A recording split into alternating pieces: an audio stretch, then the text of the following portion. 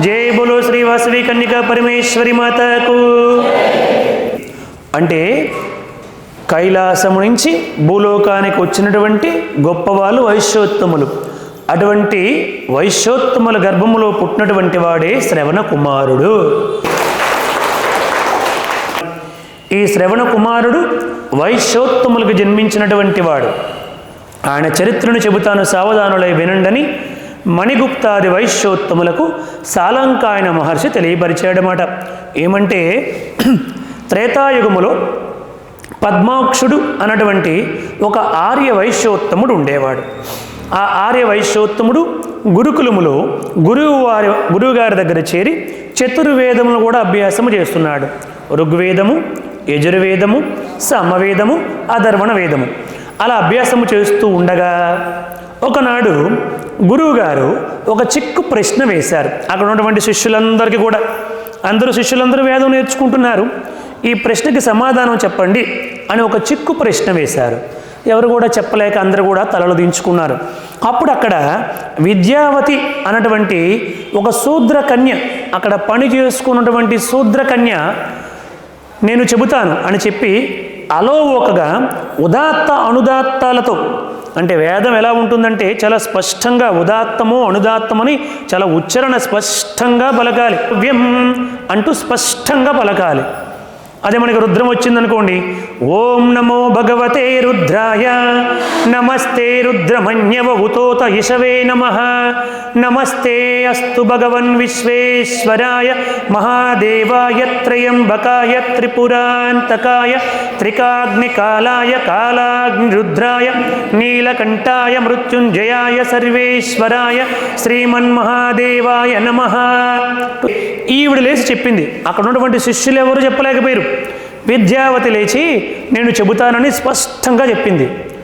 గురువుగారు మీరందరూ సంతోషపడ్డారు. కానీ గురువుగారు, నువ్వు శూద్ర కన్యవి, ఇక్కడ పని చేసుకోవడానికి వచ్చినటువంటి దానివి, నీవు చెప్పగలిగేవా, ఎలా చెప్పగలిగేవు అని చెప్పి అడిగితే అప్పుడు చెప్పారన్నమాట, నేను ప్రతిరోజు మీరు ఇక్కడ శిష్యులకు నేర్పిస్తున్నారు కదా, అలా నేర్పించేటప్పుడు నేను ప్రతిరోజు శ్రద్ధగా వింటున్నాను. నేను ఇక్కడ ఏదో పని చేసుకుంటున్నానని మీరు అనుకుంటున్నారు.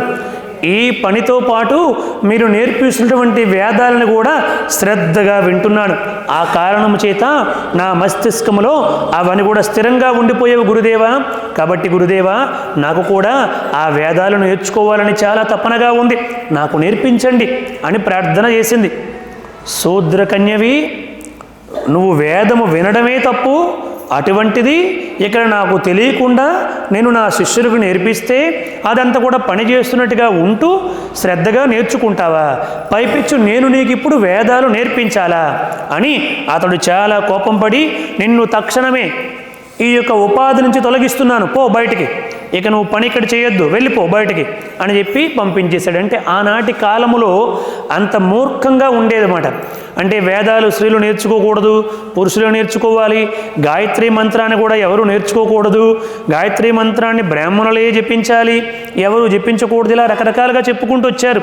అందుకే వాటన్నింటినీ ఖండించడానికే శంకరాచార్యులు, అపర సాక్షాత్తు శివాంశతో పుట్టినటువంటి వాడు శంకరులు జన్మించి ఆ వేదము ఉన్నటువంటి ఆయా లేనిపోయినటువంటి అనుమానాలన్నింటినీ కూడా ఖండించి 4 దిక్కులు కూడా 4 ఆమ్నాయ పీఠాలను ఏర్పాటు చేశారు శంకరాచార్యుడు. వారి గట్టిగా కరతాళధ్వనులు చేయండి. ఇప్పుడు ఆవిడ బయటికి పంపించామనగానే వెంటనే అక్కడ ఉన్నటువంటి పద్మాక్షుడు చూసి, గురుదేవా, ఇది ధర్మము కాదు కదా, ఆవిడ ఎంతో భక్తితో జ్ఞానముతో మీరు నేర్పించకపోయినా మాకు నేర్పిస్తున్నటువంటి విద్యను మేమే నేర్చలేకపోయాం. ఆవిడ విని నేర్చుకుందంటే ఆవిడకి ఎంత భక్తి ఉండాలి, ఎంత విశ్వాసం ఉండాలి.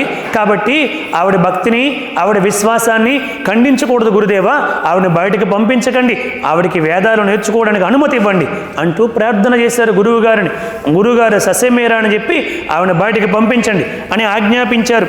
మిగతా వాళ్ళందరూ వచ్చి ఆవిడని బయటికి పంపించేస్తూ ఉంటే ఆ ఆర్య వైశ్యోత్తమైనటువంటి పద్మాక్షుడు భరించలేక వెళ్ళి అక్కడ ఉన్నటువంటి ఒక విగ్రహం మెడలో, అమ్మవారి యొక్క విగ్రహం మెడలో తాలిబొట్టు ఉంటే ఆ తాలిబొట్టు తీసుకొని వచ్చి ఆ గురువు గారు చూస్తూ ఉండగా ఆ విద్యావతి మెడలో 3 ముడులు వేసేసి, ఇక నుంచి ఈ వైశ్యోత్తముడికి ఈవిడ భార్య అయ్యింది కాబట్టి ఈవిడ వేద విద్య నేర్చుకోవడానికి అర్హురాలే, ఈవిడికి నేర్పించండి అన్నారండి. ఒకసారి ఆయన గట్టిగా కరతాళ చేయండి. అంటే ధర్మానికి కట్టుబడి ధర్మాన్ని పాటించాలి. ఆవిడ శాస్త్రోక్తంగా మనము నేర్పించకపోయినా నేర్చుకుందంటే ఆవిడలో ఉండే ప్రతిభకి, బుద్ధికి, జ్ఞానానికి మనం అంగీకరించడమే ధర్మము తప్ప కులం అన్నటువంటి పేరుతో ఆవిడని పక్కన పెట్టడం ధర్మము కాదు కదా అని చెప్పి నిలదీశాడు వైశ్యోత్తముడు. అలా గురువు నిలదీసి వివాహం చేసుకున్నాడు కాబట్టి శాశ్వత కీర్తిని పొందాడు. ఇలా కులాలు ఉండకూడదని చెప్పి మరొకడు కూడా నిలదీశాడు, కానీ వాడు స్వార్థముతో నిలదీశాడు కాబట్టి సర్వభ్రష్టుడయ్యాడు. ఎవరు? దుర్యోధనుడు. ఆయన కూడా ఇప్పుడు ఎలాగైతే ఈ వైశ్యోత్తమైనటువంటి పద్మాక్షుడు గురువు నిలదీశాడో, నిండు సభలో కర్ణుడు వచ్చి అర్జునుడికి మించినటువంటి విలుకాండ్రు ఈ లోకంలో లేడని చెప్పి ద్రోణాచార్యుడు ప్రకటిస్తే కర్ణుడు లోపలికి వచ్చి ఆ మాత్రం విలువిద్య ప్రదర్శన మేము కూడా చేస్తాం, మాకు అవకాశం ఇస్తే అనుకుంటూ లోపలికి వచ్చాడు. లోపలికి రాగానే గురువుగారు చూశారు ద్రోణాచార్యుడు. ఓహో, వాడి యొక్క మాట తీరు, గంభీరత అవన్నీ కూడా గమనించి వీడు తప్పకుండా చేసేవాడే అయి ఉంటాడని చెప్పి, సరేనాయనా కయ్యానికైనా వియ్యానికైనా సమబుద్ధి ఉండాలి, నీ కులం ఏమిటో, నీ గోత్రం ఏమిటో, నువ్వు ఏ రాజుకు పుట్టావో, నువ్వు ఏ రాజ్యం నుంచి వచ్చావో ఒక్కసారి చెప్పు. రాజులే రాజులతో పోరాడాలి, రాజులే రాజులతో యుద్ధానికి కానీ లేకపోతే పరీక్షలకు కానీ నిలబడాలి, నువ్వెవరో చెప్పు అని కర్ణుడికి చెప్పడం ఇష్టం లేక తలదించుకొని అవమాన భారంతో వెళ్ళిపోతున్నాడు. అది అవకాశంగా మార్చుకున్నాడు దుర్యోధనుడు. ఇంతకాలానికి ఒకడు వచ్చాడయ్యా నా దగ్గరికి, ఈ అర్జునుడికి మించినటువంటి వాడిని అంటున్నాడు, నాకు అవకాశం ఇస్తే నేను ఒక్కసారి ప్రదర్శిస్తాను, నా విలువిద్య నైపుణ్యాన్ని చూపిస్తానన్నాడు. అటువంటి వాడు వెళ్ళిపోతూ ఉంటే వదులుకోకూడదు, నాకు మంచివాడు ఒకడు దొరికాడని చెప్పి, ఆచార్యదేవ ఆగాగు, ఏమంటివి జాతి నిపుణ సూత సుధుని కింద నిలువ అర్హత లేదంటివా? ఎంత మాట, ఇది క్షేత్ర పరీక్షే గాని క్షత్రియ పరీక్ష కాకూడదు, ఇది కుల పరీక్ష అందువా? నీ తండ్రి భరద్వాజును జననమెట్టిది, అది జుగుప్సాకరమైన నీ సంభవం ఎట్టిది, మట్టి కుండలో పుట్టితివి కదా, నీది ఏ కులము? ఇంత ఏల అస్మత్ పితామహుడు కురుకుల వృద్ధుడు అయిన ఈ శాంతనవుని శివసముద్రుని గర్భంలోని గంగా గర్భంలో జనించలేదా? ఆనదే కులము. నాతో చెప్పింతురేమయ్యా, మా వంశమునకు మూలపురుషుడైన వశిష్ఠుడు దేవవేశ్యకు ఊర్వశీ పుత్రుడు కాడా? అతడు పంచమజాతి కన్యను అరుంధతి యందు శక్తిని, ఆ శక్తి చండాలాంగని యందు పరాసురుని, ఆ పరాసురుని పల్లి పడుచు మత్స్యగంధి అయిన మా తాత వ్యాసుని, ఆ వ్యాసుడు విధవరాండ్రైన మా తల్లితో, మా తండ్రిని, మా పినతల్లితో, మా పినతండ్రి పాండురాజుని, మా ఇంటి దాసితో ధర్మ నిర్మాణ జనుడని మీ అందరి చేత కీర్తించబడుతున్న ఈ విదురుదేవుని కనలేదా? సందర్భావసరం బట్టి క్షేత్రబీజ ప్రాధాన్యములతో సంకరమైన మా కురువంశము ఏనాడో సంకరమైనది కాగా నేడు ఈనాడు కులము అని వ్యర్థవాదములు ఎందుకు అని అన్నాడండి ఆయన. ఇది గొప్ప చరిత్ర. దేనికోసం ఇంత చరిత్ర చెప్పి అందరిని తిట్టాడు? వాళ్ళ వంశాన్ని వాడే తిట్టుకున్నాడు. ఎందుకోసం? స్వార్థము కోసము కర్ణుణ్ణి గొప్పగా చెప్పి తన కులాన్ని తిట్టుకున్నాడు కాబట్టి వాడు ఏమయ్యాడు? సర్వభ్రష్టుడయ్యాడు. కానీ ఈయన నిస్వార్థము కోసం, ధర్మము కోసము క్షోద్ర కన్య మెడలో తాలి కట్టి గొప్పవాడయ్యాడు. అది వైశ్యుడి యొక్క గొప్పతనం అని చెప్పాడండి ఇక్కడ చూడండి. ధర్మము కోసము శూద్ర కన్య మెడలో తాలి కట్టాడు ఈయన. అధర్మము కోసము శూద్రుణ్ణి తనవాడిగా రాధేడిగా చేసుకుని వాడికి గొప్ప రాజ్యాన్ని ఇచ్చాడు. అది పక్కన పెడదాం. అందుకోసం ఇప్పుడు వివాహం చేసుకున్నాడు. గురువుగారికి తీవ్రమైనటువంటి కోపం వచ్చింది. ఏమిటి, నేను వద్దంటే ఆవిడ్ని బహిష్కరిస్తే నా ముందే నా శిష్యుడు అయ్యుండి ఆవిడ్ని వివాహం చేసుకుంటావా?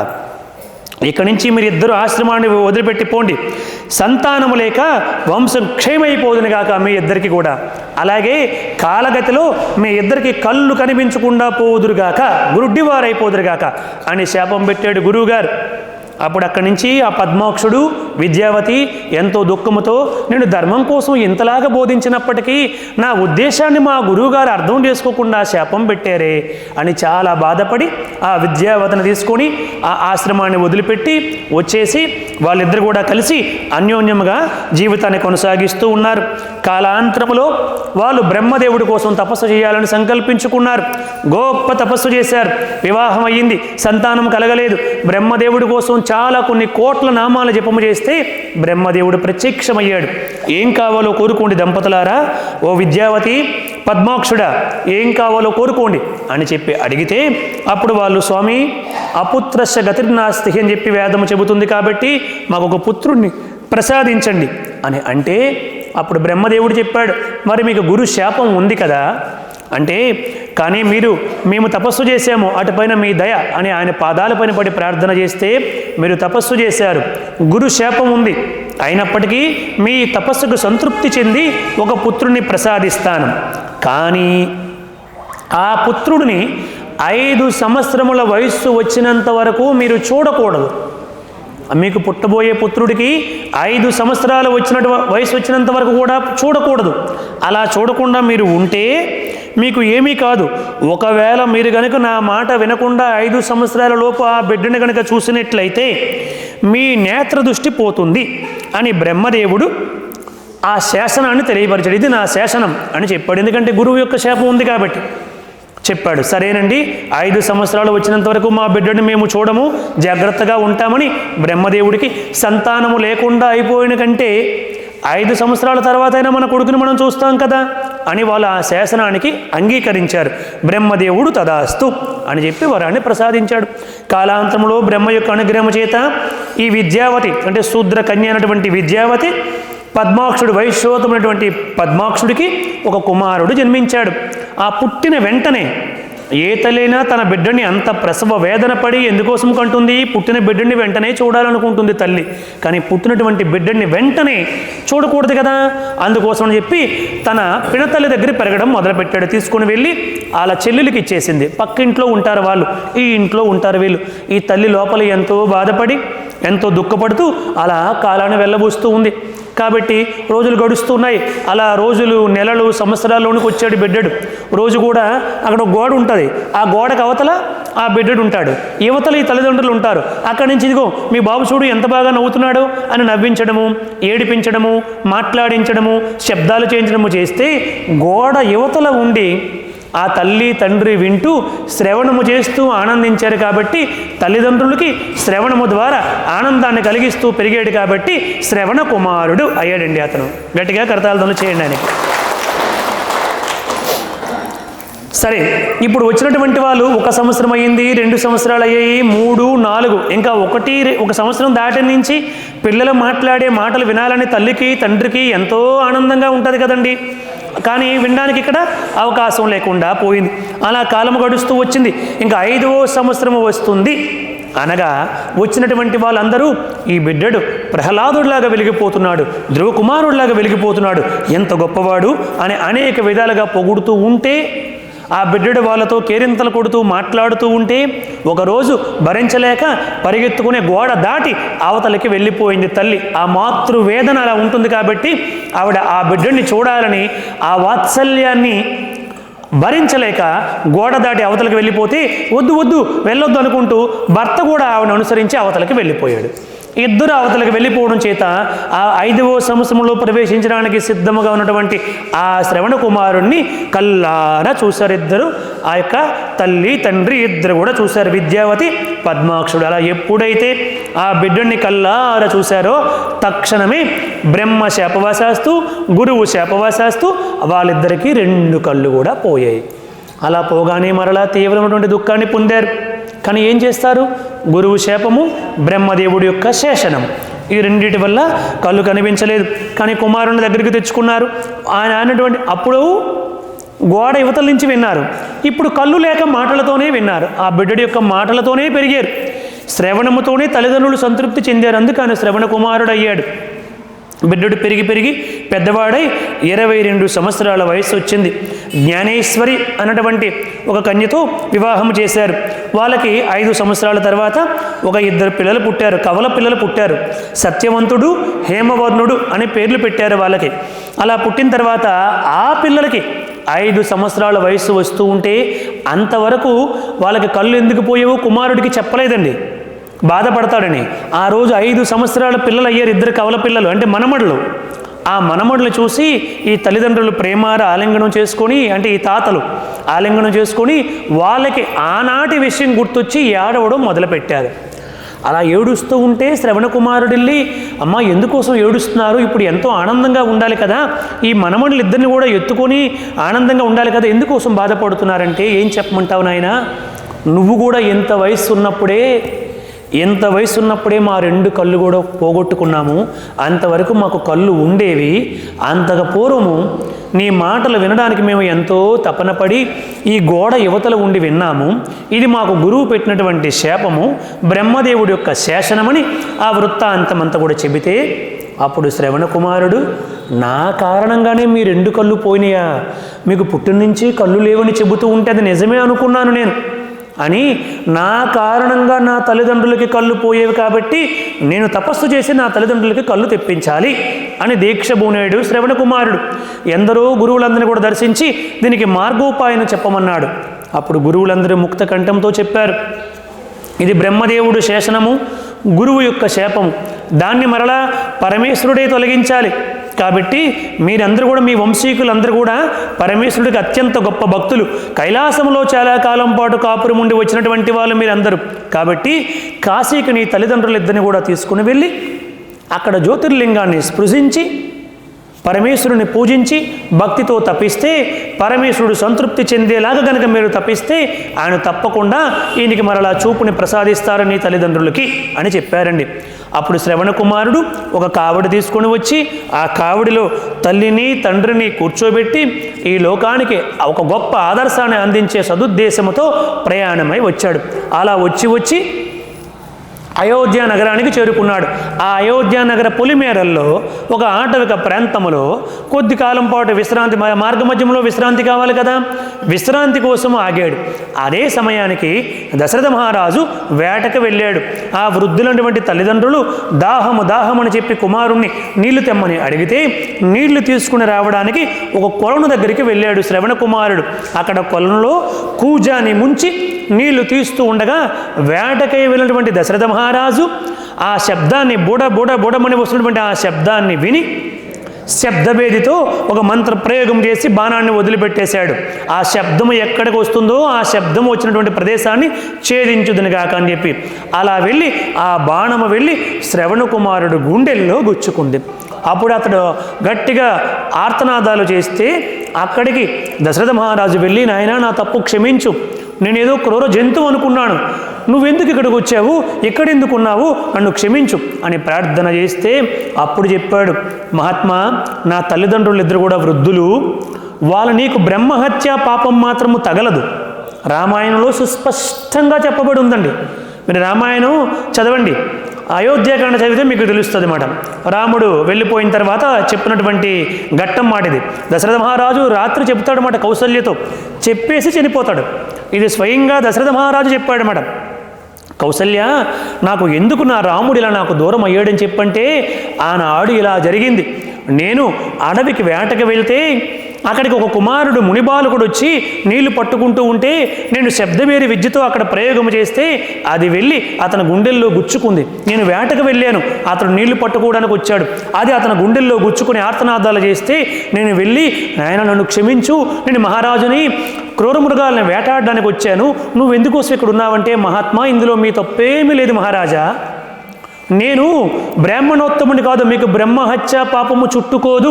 స్పష్టంగా వాల్మీకి మహర్షి రాశారండి, మీకు బ్రహ్మహత్య పాపము చుట్టుకోదు. కారణం ఏమిటి, నేను బ్రాహ్మణోత్తముని కాదు, మునిబాలకుడు అనుకుంటున్నారు మీరు, నేను మునిబాలకుడిని కాదు, నేను వైశ్యోత్తముడికి శూద్రకన్యకి జన్మించినటువంటి వాడిని, నేను వైశ్యోత్తముడిని, కాబట్టి మీకు బ్రహ్మహత్య పాపము చుట్టుకోదు. నా గుండెల్లో ఈ బాణము తీసివేయండి, నేను ఈ బాధ భరించలేకపోతున్నాను. అక్కడ నా తల్లిదండ్రులు వృద్ధులు ఉన్నారు, వాళ్ళు దాహముతో అలమటించిపోతున్నారు, వాళ్ళకి ఈ విషయాన్ని తెలియపరచండి, నన్ను తీసుకుని వెళ్ళి వాళ్ళ ముందు పెట్టేయండి, వాళ్ళకి కళ్ళు కనిపించవు అని చెప్పాడు కౌసల్య. అప్పుడు ఆ బిడ్డను తీసుకుని వెళ్ళి వాళ్ళ ముందు పెట్టి జరిగిన వృత్తాంతం అంతా కూడా చెబితే ఆ శ్రవణ కుమారుడు యొక్క తల్లిదండ్రులు ఎంతో బాధపడి ఏడ్చి మహారాజు వయ్యుండి కూడా ఇలా చేస్తావా అని చెప్పి, సరే మా బిడ్డలేనిది మేము బ్రతకలేము అని చెప్పి చితి పేర్చమని ఆ బిడ్డడికి అంత్యక్రియలు చేస్తూ వాళ్ళు కూడా ఆ చితిలో దూకే ముందు నాకు శాపం పెట్టారు. మేము ఎలా అయితే వృద్ధాప్యములో మా బిడ్డడు లేక కుమారని బాధపడుతూ చనిపోతున్నామో, నీవు కూడా నీ వృద్ధాప్యములో కుమార అంటూ ప్రాణాలు వదిలిపెడుదువుగాక అని శాపం పెట్టాడు కౌసల్య.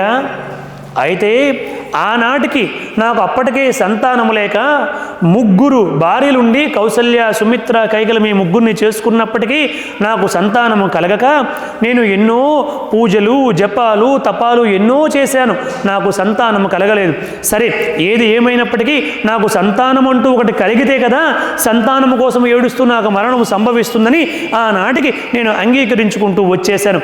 ఆనాడు ఆ శ్రవణ కుమారుడు యొక్క తల్లిదండ్రులటువంటి వైశ్యోత్తములు పెట్టిన శాపము కారణముగానే నాకు 4 కుమారులు జన్మించారు. మొత్తానికి నాకు కుమారులైతే పుట్టారు. నా కీర్తి ఆచంద్ర తార్కాణం అయిపోయింది కౌసల్య, నేను వెళ్ళిపోతున్నానని చెప్పి దశరథ మహారాజు ప్రాణాలు వదిలిపెట్టేశాడు అని చెప్పారండి. ఇక్కడ చూడండి, దీనికి వెనకాతలు ఇప్పుడు శ్రవణ కుమారుడు ఎవరని చెప్పంటే వైశ్యోత్తములకు శ్రవణ కుమారుడు యొక్క మనమరాలే, శ్రవణ కుమారుడు వంశములో పుట్టినటువంటిదే అమ్మవారు జగన్మాత. వంశవృక్షం ఒకసారి చెబుతాను చూడండి. వాసవి కన్యకా పరమేశ్వరి మాత ఎవరని చెప్పంటే శ్రవణ కుమారుడు యొక్క మనమురాలు అని మనకి వాసవి కన్యకా పరమేశ్వరి పురాణం ద్వారా తెలియబడుతుంది. గట్టిగా కరతాళధ్వనులు చేయండి. వాళ్ళ వంశవృక్షాన్ని ఒక్కసారి వినండి. వాళ్ళ వంశానికి మొట్టమొదటి రక్త సంబంధీకుడు ఉద్వాహుడు కుమారుడు మగముడు. ఆ మగముడికి 5 కొడుకులు: మణిమంతుడు, కీర్తిమంతుడు, శ్వేతుడు, ముచుకుందుడు, విరోచనుడు. ఈ మగముడు కోకిల అన్నటువంటి ఆవిని వివాహము చేసుకున్నాడు. ఆయన గొప్ప తపస్సు చేసి భగవంతుడి యొక్క వరాన్ని పొంది కాలగమనముతో తిరగలటువంటి విమానాన్ని పొంది ఆ విమానంలో విహరిస్తూ కోకిల అన్నటువంటి ఆవిడ్ని వివాహము చేసుకున్నాడు. మగముడికి కోకిలకి పుట్టినటువంటి వారు 5 కుమారులు: మణిమంతుడు, కీర్తిమంతుడు, శ్వేతుడు, ముచుకుందుడు, విరోచనుడు. ఆ విరోచనుడి యొక్క కుమారుడు తులాదారుడు, మణిదారుడు. ఈ తులాదారుడు కాశీలో ఉండేటప్పుడు ఆత్మజ్ఞాన విద్యలో జాబాలి అన్నటువంటి బ్రాహ్మణోత్తములను కూడా మెప్పించాడు. సరే, ఈ తులాధరుడు కొడుకు మణిగ్రీవుడు. ఆ మణిగ్రీవుడు కొడుకు జటిలుడు. ఆ జటిలుడు కొడుకు భద్రుడు కొడుకు హయగ్రీవుడు. హయగ్రీవుని కొడుకే ఈ పద్మాక్షుడు. ఈ పద్మాక్షుడు శూద్ర స్త్రీని వివాహము చేసుకుని వారికి పుట్టినటువంటి వాడే హేమవర్ణుడు. ఆ హేమవర్ణుడు కొడుకు శివుడు. ఈ శివుడు తర్వాత ద్వాపర యుగము వరకు కూడా చాలామంది వంశోత్తములందరూ కూడా పుట్టారు. ద్వాపర యుగము వచ్చేసరికి ఆ శివుని కొడుకు గోముఖుడు. ఆ గోముఖుడు కొడుకు కుముదుడు కుముదుడు కొడుకు కల్హారుడు. ఆ కల్హారుడు కొడుకే కుసుమశ్రేష్ఠి. ఆ కుసుమశ్రేష్ఠి భార్య కుసుమాంబ. ఆ కుసుమాంబకి పుట్టినటువంటిదే శ్రీ వాసవి కన్యకా పరమేశ్వరి దేవి అని చెప్పారండి. ఇప్పుడు ఏతావాత వాసవి మాత యొక్క తాత ఎవరు? శ్రవణ కుమారుడు అని చెప్పి తెలియపరిచారన్నమాట. జై బోలో శ్రీ వాసవి కన్యకా పరమేశ్వరి మాతకు, శ్రీ వాసవి కన్యకా పరమేశ్వరి మాతకు, శ్రీ వాసవి కన్యకా పరమేశ్వరి మాతకు.